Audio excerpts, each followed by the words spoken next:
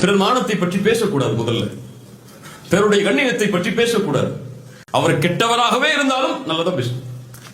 ஏன் உனக்கு தெரிஞ்சு 1000 கெடுதல் இருக்குன்னா அவருக்கு உனக்கு தெரியாம 1000 நன்மை அவர்கிட்ட இருக்கு, உனக்கு தெரியாது.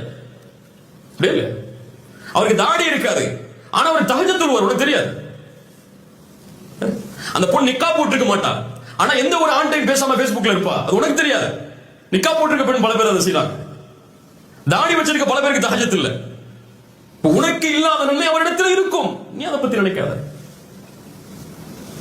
முதல்ல பேசக்கூடாது பிறருடைய மானத்தை பற்றி. இரண்டாவது, இந்த ஹதீஸில் இருந்து பேசப்படும் சபைகளில் இருக்கக்கூடாது.